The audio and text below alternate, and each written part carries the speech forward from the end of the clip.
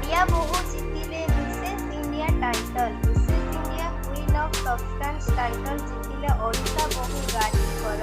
ନିଜର ବହୁମୁଖ ପ୍ରତିଭା ଯୋଗୁଁ ସେ ସମସ୍ତଙ୍କୁ ପଛରେ ପକାଇ ମିସେସ୍ ଇଣ୍ଡିଆ ଟାଇଟଲ ଜିତି ରେଡ୍ କୁଇନ୍ ମୁକୁଟ ପିନ୍ଧିବାର ସୁଯୋଗ ପାଇଛନ୍ତି।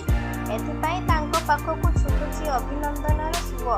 ଗାର୍ଗୀ ହେଉଛନ୍ତି ବଲାଙ୍ଗୀର ସହରର ଜଣାଶୁଣା ଶିକ୍ଷକ ଦୀନବନ୍ଧୁ କର ଓ ଶିକ୍ଷୟିତ୍ରୀ ରମାରତୀ ଭଟ୍ଟାଚାର୍ଯ୍ୟଙ୍କ ଝିଅ।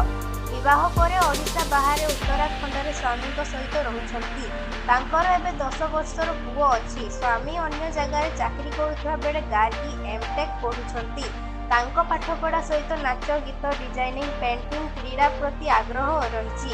ସେଥିପାଇଁ ସେ ପରିବାର ସହିତ ସେଥିରେ ମନୋନିବେଶ କରୁଛନ୍ତି। ଗତ କିଛି ଦିନ ତଳେ ହରିୟାଣାର ଗୁରୁଗ୍ରାମରେ ହୋଇଥିଲା Mrs India queen of substance title audition.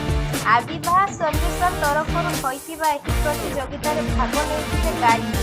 ସେଥିପାଇଁ ସେ ନିଜ ବିଭିନ୍ନ ଭିଡିଓ ପଠାଇଥିଲେ। ଏହି ପ୍ରତିଯୋଗିତାରେ ଦେଶର ବିଭିନ୍ନ ରାଜ୍ୟରୁ ପ୍ରାୟ 43 ଜଣ ପ୍ରତିଯୋଗୀ ଭାଗ ନେଇଥିଲେ।